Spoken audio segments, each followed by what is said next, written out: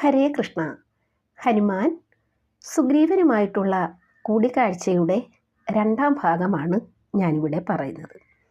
കഴിഞ്ഞ ഭാഗത്ത് സുഗ്രീവൻ മായാവിയുമായിട്ടുള്ള എതിർപ്പിനെക്കുറിച്ച് ഹനുമാനോട് പറയുന്ന ഭാഗമാണ് പറഞ്ഞു നിർത്തിയത്.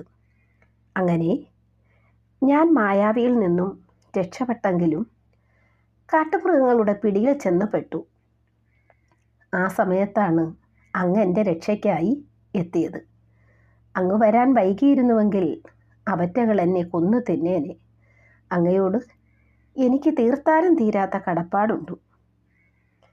ഇത് കേട്ടപ്പോൾ ഹനുമാൻ പറഞ്ഞു, സുഗ്രീവ, നാം കണ്ടുമുട്ടിയ നിമിഷം തന്നെ മിത്രങ്ങളായി തീർന്നിരിക്കുന്നു. ഇതൊരു തുടക്കം മാത്രമാണെന്ന് കരുതുക.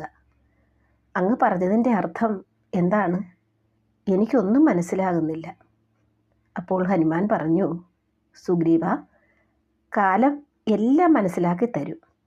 മായാവിയെക്കുറിച്ച് പറഞ്ഞുവല്ലോ, അവൻ അത്രയ്ക്ക് ശക്തനാണോ? ഹനുമാൻ ചോദിച്ചു. ശക്തനാണെന്നോ? മഹാപരാക്രമിയാണവൻ. അവനെ വധിക്കാൻ എൻ്റെ ജ്യേഷ്ഠനായ ബാലിയെക്കൊണ്ട് മാത്രമേ സാധ്യമാകൂ. അത് കൊള്ളാമല്ലോ, നല്ല തമാശ തന്നെ.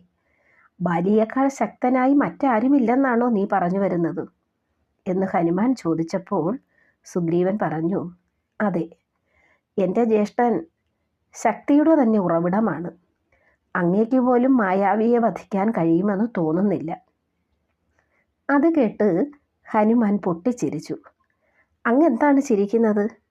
സുഗ്രീവൻ അത്ഭുതത്തോടെ ചോദിച്ചു. ഹേയ്, ഒന്നുമില്ല.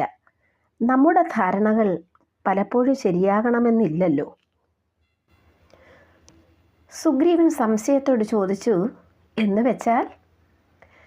വെച്ചാൽ ഇതുപോലുള്ള 10 മായാവികളെ കൊല്ലാൻ കഴിവുള്ളവർ ഭൂമിയിലുണ്ടെന്ന് സാരം. ഹനുമാന്റെ വാക്ക് കേട്ട് സുഗ്രീവന് ഒരു കാര്യം തികച്ചും ബോധ്യമായി. എന്തായാലും ഹനുമാൻ സാധാരണക്കാരനല്ല, തികച്ചും ബുദ്ധിമാൻ തന്നെയാണ്.